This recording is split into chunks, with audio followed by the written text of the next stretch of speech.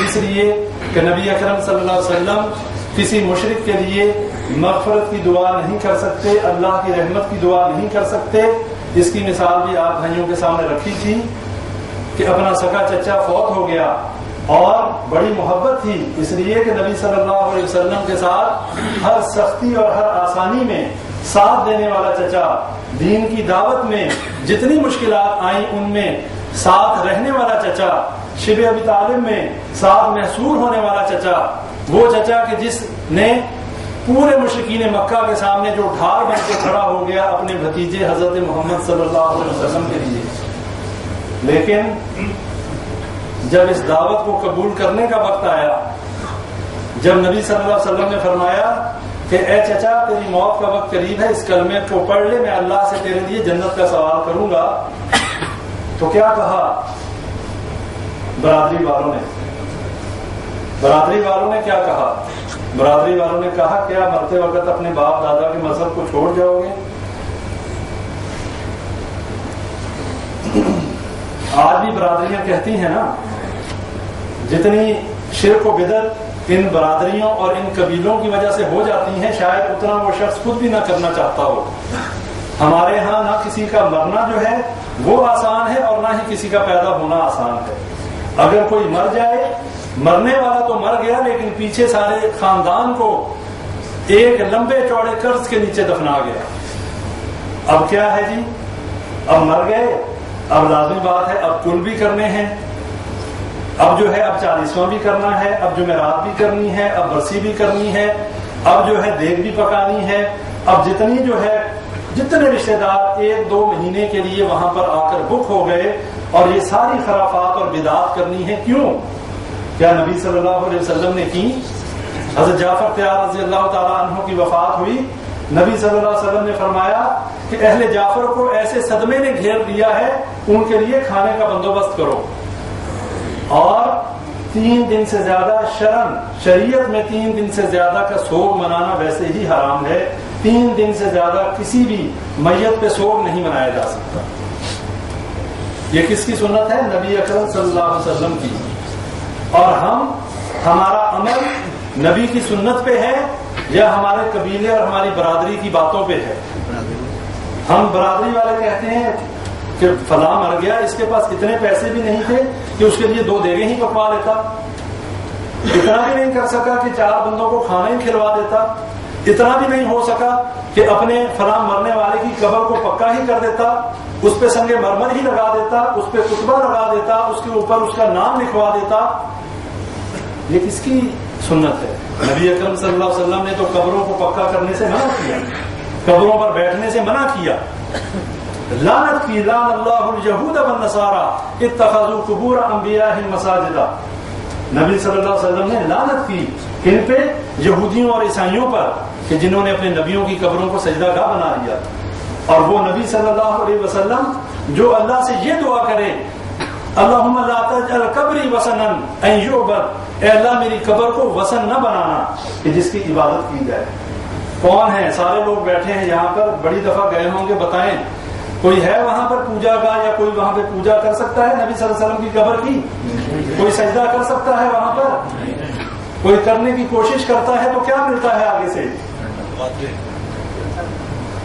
یہ نبی صلی اللہ علیہ وسلم کی دعا کا نتیجہ ہے، اور یہ دنیا کا اجر ہے، یقین کر لیں آخرت کا عذاب اس سے کہیں زیادہ ہے۔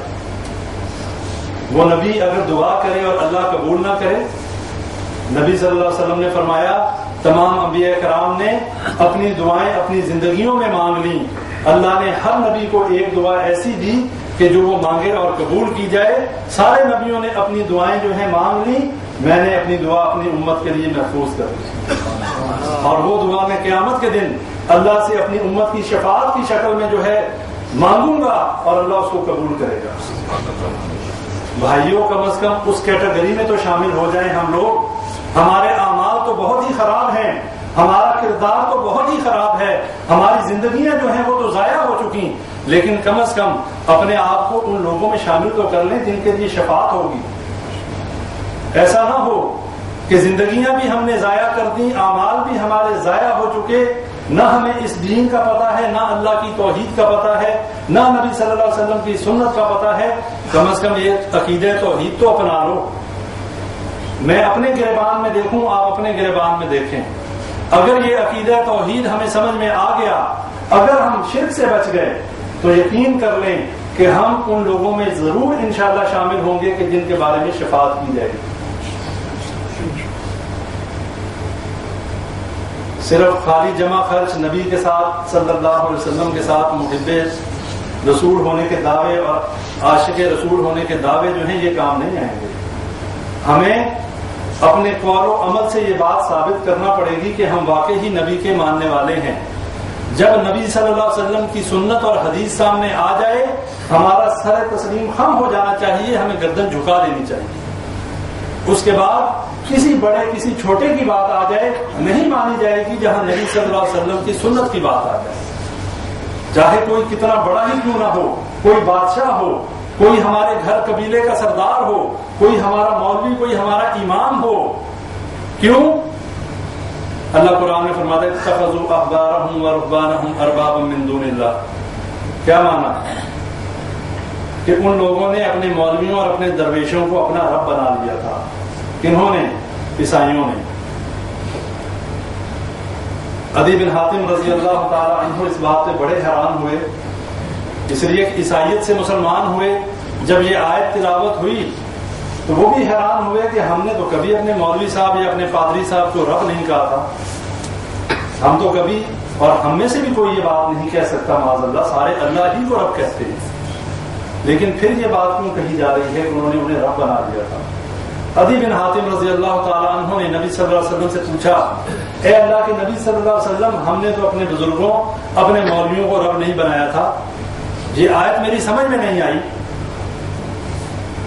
تو نبی صلی اللہ علیہ وسلم نے فرمایا کہ جس چیز کو اللہ نے حرام قرار دیا تمہارے مولوی اور تمہارے بزرگ نے اس کو حلال کر دیا، کیا تم اسے حلال سمجھتے تھے؟ اللہ کے نبی صلی اللہ علیہ وسلم حلال سمجھتے تھے۔ فرمایا جس کو اللہ نے حلال قرار دے دیا تمہارے مولوی اور تمہارے بزرگ نے اس کو حرام قرار دے دیا، کیا تم حرام سمجھتے تھے؟ کہنے لگے ہاں اللہ کے رسول صلی اللہ علیہ وسلم سمجھتے تھے۔ کہا یہی تو ہے رب بنانا۔ یہ بات اپنے ذہنوں میں بٹھا لیں، کسی چیز کا حلال قرار دینا، کسی چیز کو حرام قرار دینا، یہ صرف اور صرف یہ اختیار اللہ رب العالمین کے پاس ہے۔ مخلوق میں کسی کے پاس یہ اختیار نہیں ہے، یہاں تک کہ نبی صلی اللہ علیہ وسلم کے پاس بھی یہ اختیار نہیں ہے۔ کیوں؟ قرآن میں آیات موجود ہیں کہ جب نبی صلی اللہ علیہ وسلم نے اپنے اوپر ازواج مطہرات کی وجہ سے شہد کے بارے میں کہا کہ میں شہد کا استعمال آئندہ نہیں کروں گا، اللہ نے آیات نازل کر دی